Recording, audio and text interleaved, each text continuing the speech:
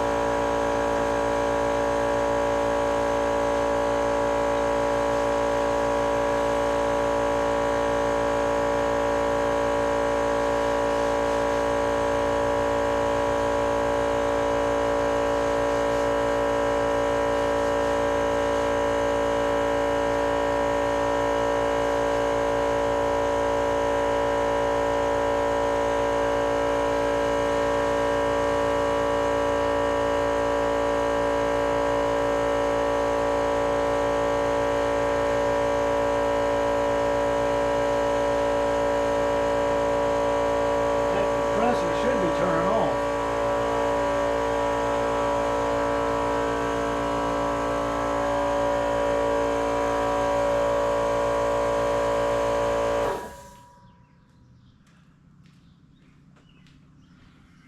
I think 120 pounds of air is enough.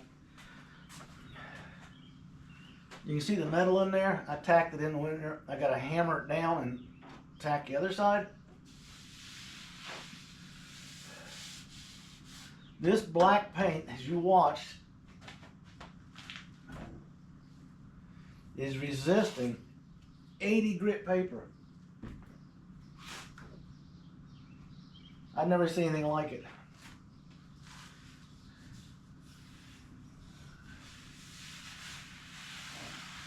Back in the day, whoever painted this used some pretty good paint, quality-wise. Your prep work sucked. It's peeling off in sheets. I got to get it down like this. I got to get all this off.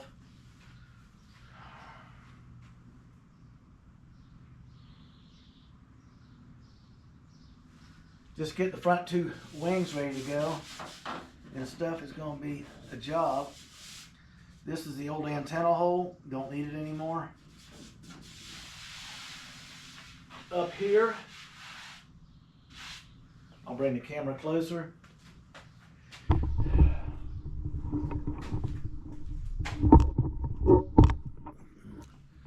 No more side marker light.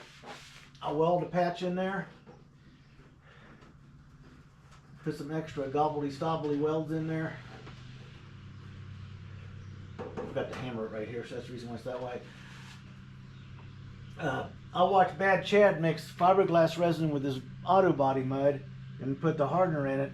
And it looks like it goes on like whipped cream versus drywall compound, which would allow me to float this out smooth, as he calls leveling the ocean,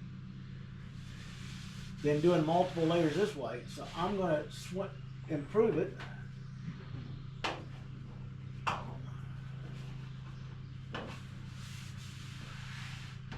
I want to get the fender sanded, the bare metal primed, and I've got an issue up front here. This fender's got this little whoopie-doo thing here. I need a piece of metal in here to turn over, because my turn signal goes right in the middle of that. And the bottom I'm going to leave open for air towards the rotors. But this paint, if you got any ideas about what this paint is, this is some hard shit. I've painted and worked on a lot of street rods and stuff. The hardest time I had was with some old naphtha-based enamel on a 1940 Ford. It ate up sandpaper like I owned a factory. That's probably why I still had paint on it that looked black after all those years of sitting in a farm field down in sunny Virginia. So if I can get the black off and get it cleaned up, we're going to do away with the holes for the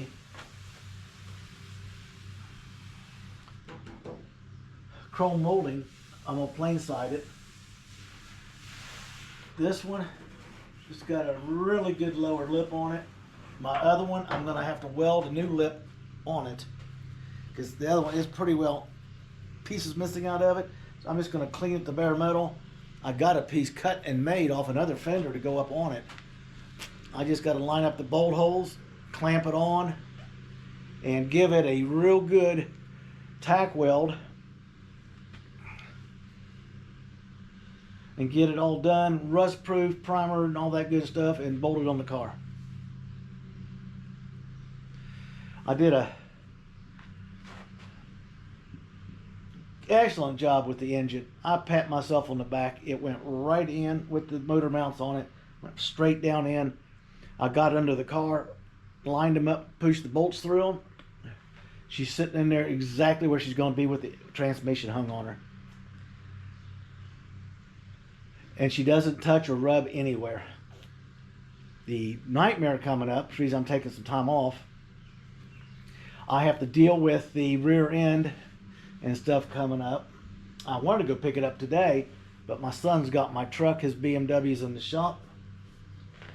So I guess he had to order parts for it or something. No big deal. I can't install it right away anyway. I just wanted to pick it up while I had the deal made for the price. I'm going to use a GM 343 or 373. I haven't decided which. So when he gets some in the junkyard, I'm going to go over and climb under him and see which ratios he's got and decide then when I want it. I want to add from a 5 to a 7-inch rim so I can get more tire on the ground, which is going to lead me into putting wheel flares on it. And we won't be doing the fiberglass bathtub tubs on it. We'll be using sheet metal. Mainly because I never worked in sheet metal, and I've watched it done so much, I've been around it so much, and helped with it so much, it can't be that daggone hard to do. But this paint, okay, if you know what it is or got a suggestion, I'm stuck sanding it because when my wife's fur babies running around, I can't have chemicals out. I got one right now who thinks she's in charge of the shop. But this came out pretty nice. It's a little high right here. It's a little low right here. I got to kind of flood it across and then run the sander back and forth till it lays down. And I'm not going to try to go to the final sanding. I'm just going to get it down close, hit it with some primer. I want to do the final sanding installed on the car. If that makes sense to you. And if I can get this done and that done, and I got a primer a couple spots on her, the rear lip here will get hand sanded and painted in orange car color because it's practically hidden by the door unless the door's open. And it's going to be a pain to paint it. You can see where their paint stopped. I don't want that. So I'll get all the hidden areas pre-painted. Get this re-primered. Then I want to turn it upside down in here on the tarp and hit it with the rust proofing inside. All except for that front lower corner here, below the headlight. I want to put a old style round turn signal in, and I need to drop that down and fill in half of that slot. One half will let air in, the other half will be the center of the turn signal. Got that down okay. Gonna do a little tippy tap in here and another touch on the weld. But you were watching me there. That is, and I'm not kidding you, there it is. That's 80 grit. But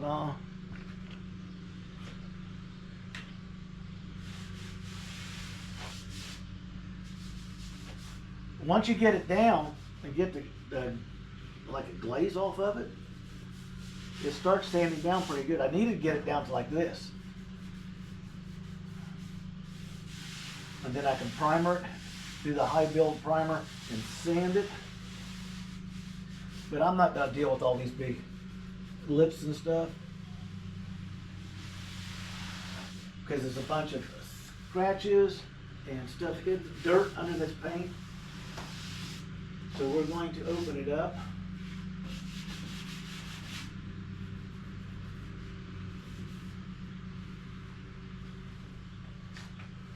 Taking a little break from the Brit.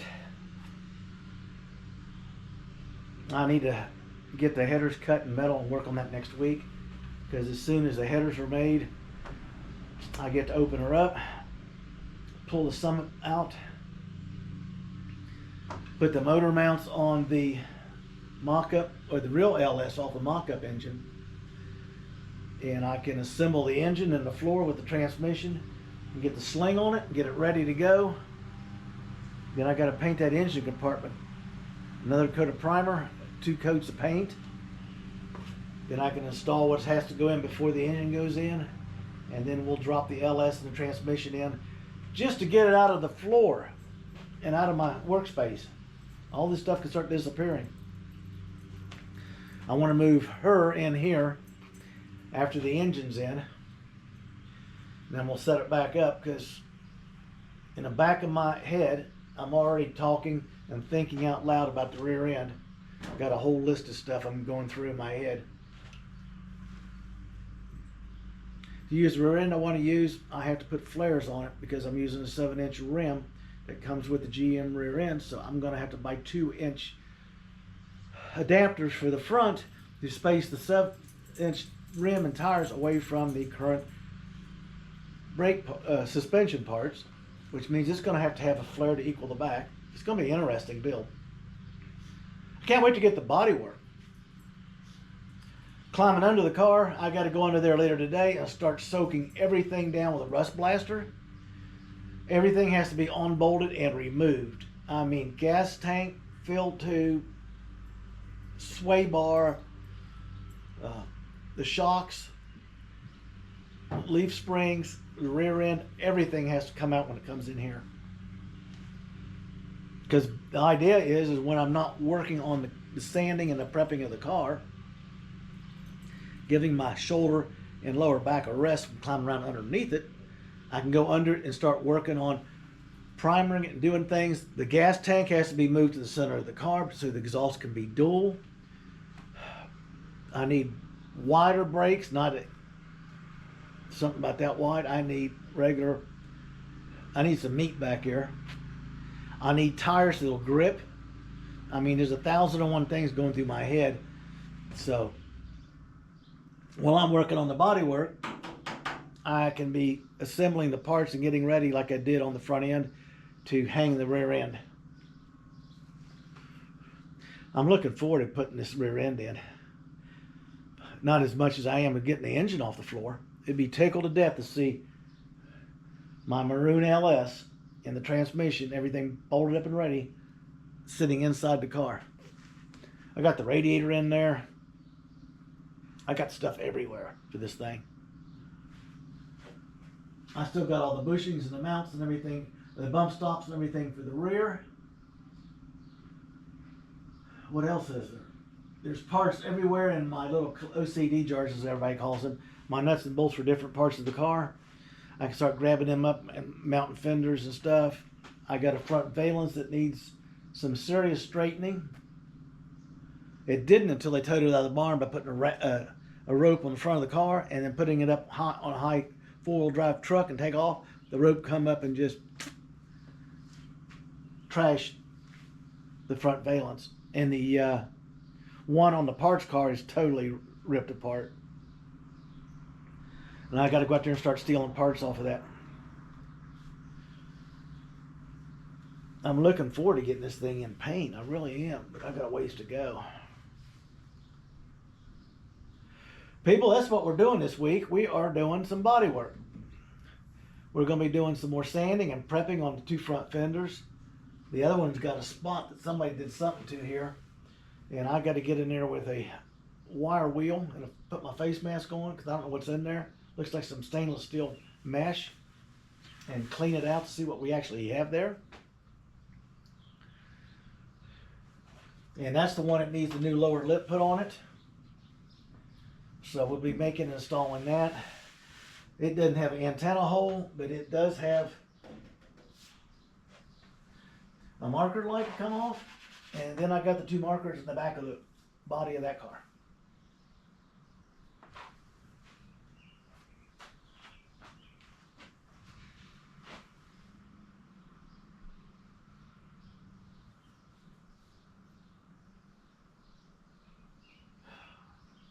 I'm just going to have to make this piece when it is hanging in the car. I can reach up in there and do it. I'll just take the tire off so I can get up in there and do the tack weld and the body work on it. Because then I got to straighten out the valence.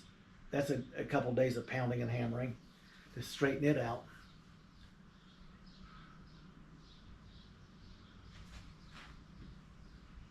We got a bunch of it done, people, but this is body shop day.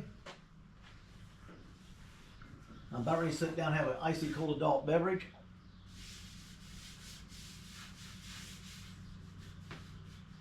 I mean, this paint is thick. They must have put a dozen layers on there or just blew it on like a... Even where I've been sanding it, it's still got a lip. Which means the doors, the rear quarters, I got body work to do back there. The trunk lid, the rear panel, and everything else I touch is going to have to be black sanded off of it.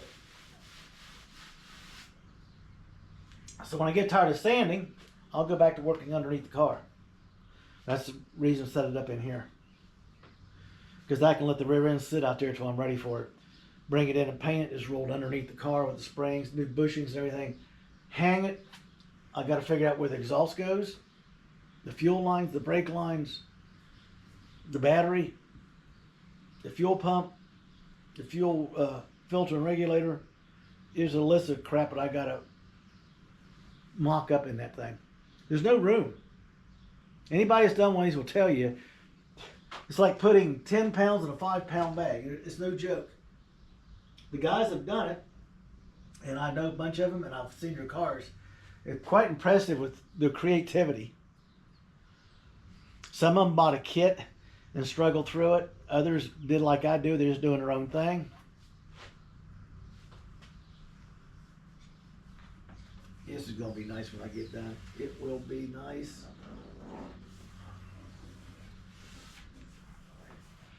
I'm debating whether I should just fill that one line in and make it a total smooth side.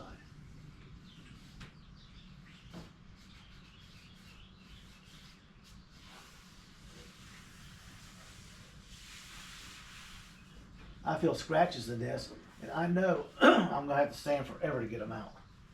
So I can see the dirt underneath the paint. I think maybe this thing was even painted in the barn.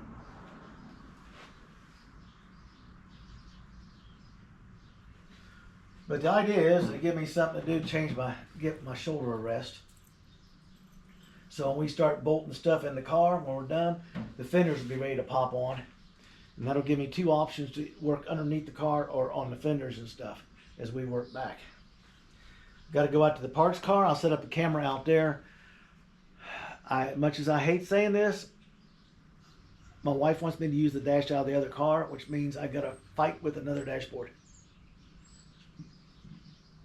But the windshield has to come out. Due to the fact that it's a perfect windshield, the doors have to come off and come up here. They're 8 up at the bottom, but they got perfect glass, track, and vent windows where one of my vent windows is broken. The strip that goes around it.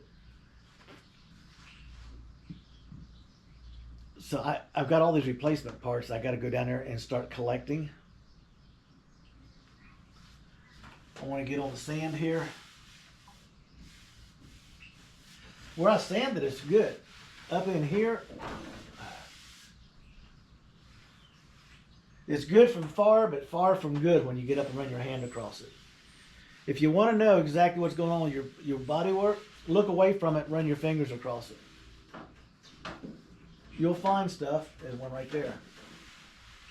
That right here. Your sense of touch right here will call it to your attention, because if you're looking at it, your eyes will fool you and you'll go right over it. So you'll look at a lot of body men and you think, what the hell's he doing? He's not looking at where his hands are all the time. He is looking where he just found something as he's rubbing the car. If you got one that comes up here and goes like this, leave his shop. He should be doing this, and he should be talking to you or looking down and only looking at the car when his fingers catch something. I don't care how good you are, your eyes will trick your vision when you do that.